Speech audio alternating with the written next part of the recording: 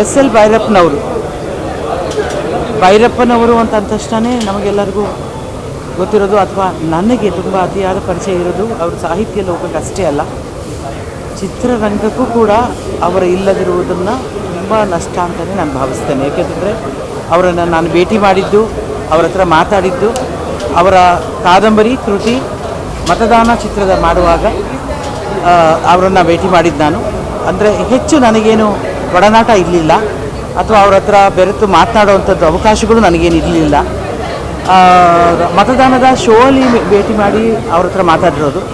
ಆದರೆ ಅವರ ಕಾದಂಬರಿಗಳನ್ನು ಒಂದು 4-5 ಕಾದಂಬರಿಗಳನ್ನಾದರೂ ನಾನು ಓದಿದ್ದೇನೆ, ನಾನು ಸವಿದಿದ್ದೇನೆ. ನನಗೆ ಯಾವಾಗಲೂ ಅವರು ಅನಿಸೋದು ನಮ್ಮ ಭಾರತೀಯ ಸಂಸ್ಕೃತಿಯನ್ನು, ಈ ಮಣ್ಣಿನ ಸಂಸ್ಕಾರವನ್ನು, ಹಾಗೆಯೇ ಇತಿಹಾಸವನ್ನು, ಪುರಾಣಗಳನ್ನು ಮತ್ತು ತಾತ್ವಿಕ ಒಂದು ಸತ್ವಗಳನ್ನು ಇಟ್ಟುಕೊಂಡು ಬರೆದಿರುವಂಥ ಎಲ್ಲ ಕಾದಂಬರಿಗಳು ಕೂಡ ಮನಸ್ಸಿಗೆ ಹತ್ತಿರವಾಗ್ತವೆ. ನಮ್ಮನ್ನು ನಾವೇ ಮತ್ತೆ ನಾವು ಅದನ್ನು ವಿಶ್ಲೇಷಣೆ ಮಾಡುವಂಥದ್ದಾಗ್ತದೆ. ಒಂದೊಂದು ಸತಿ ನನಗೆ ಇಷ್ಟವಾದ ಅವರ ಕಾದಂಬರಿಗಳಲ್ಲಿ ಒಂದು ಪರ್ವ. ನಾನು ಪ್ರತಿ ಸಾರಿ ಅದನ್ನು ನಾನು ಒಂದು 5-6 ಬಾರಿ ಪೂರ್ತಿ ಓದಿದ್ದೇನೆ.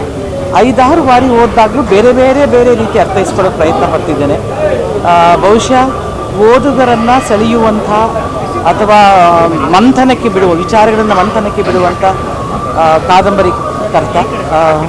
ಜ್ಞಾನಪೀಠ ಪ್ರಶಸ್ತಿ ಅವ್ರಿಗೆ ಸಿಗಲಿಲ್ಲ ಅನ್ನೋದನ್ನು ಬಿಟ್ಟರೆ ಹಲವಾರು ಪ್ರಶಸ್ತಿಗಳನ್ನು ಮುಡಿಗೇರಿಸಿಕೊಂಡವರು.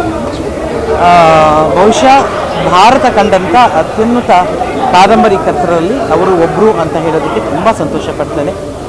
94 ವಸಂತಗಳನ್ನು ನೋಡಿದವರು. ಅವರನ್ನು ನಾವು ಸಂತೋಷದಿಂದ, ಗೌರವದಿಂದ ಕಳಿಸಿಕೊಡಬೇಕೇ ವಿನಃ ಅವರ ದುಃಖಪಟ್ಟು ಅವ್ರನ್ನ ಕಳಿಸೋದು ಅಷ್ಟು ಸರಿಯಲ್ವೇನೋ ಅನಿಸುತ್ತೆ. ಯಾಕಂದರೆ ಸಂಪೂರ್ಣ ಬದುಕನ್ನು ಬದುಕಿದ್ದಾರೆ ಅವರು. ಅವರ ಆಶೀರ್ವಾದ ನಮ್ಮೆಲ್ಲರ ಮೇಲೆ ಇರಲಿ ಅಂತ ಕೇಳ್ಕೊಳ್ತೀನಿ.